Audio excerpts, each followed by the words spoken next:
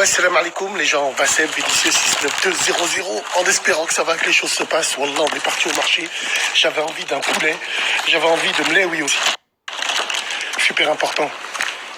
Je suis sorti tôt le matin pour essayer de vivre un peu comme les gens. J'aimerais faire une vidéo sur des choses qui font pas trop rire en vrai.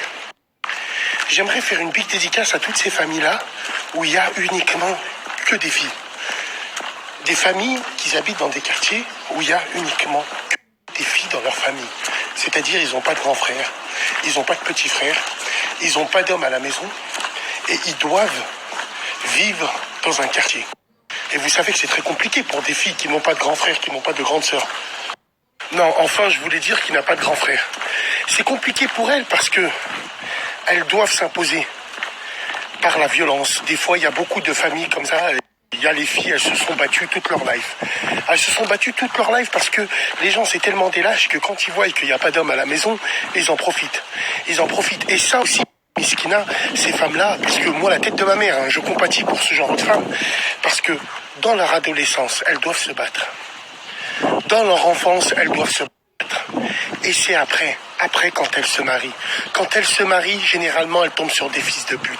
Et ces fils de pute, ils savent que la femme avec qui il est, elle n'a pas de frère. Donc, il fait quoi? Il fait la hagar. Il la hagar. Beaucoup de femmes auront pu éviter la hagra si elles avaient eu des grands frères. Je parle de l'époque, parce que maintenant, les grands frères, c'est devenu des putes. Ah oui, les grands frères maintenant, ils niquent les copines à leurs petites sœurs. Comment voulez-vous qu'il y a du respect? Comment voulez-vous que les choses se fassent? Donc ça, c'est une réalité.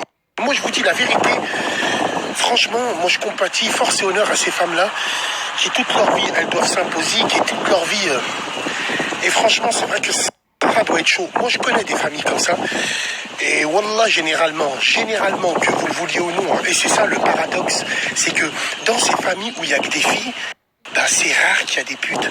C'est rare qu'il y a des putes dans ces familles-là, où il n'y a que des filles. Parce que justement, quand elles se disent, on est des filles, il n'y a que des filles chez nous, il faut faire plus attention. Je ne sais pas si vous avez remarqué, c'est souvent des familles où il y a des hommes, et souvent des familles où leurs frères, c'est des gangsters, que leurs sœurs, c'est des putes.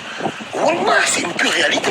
Tout le monde le sait. Donc, big dédicace à ces femmes-là qui n'ont pas de grands frères, qui souffrent.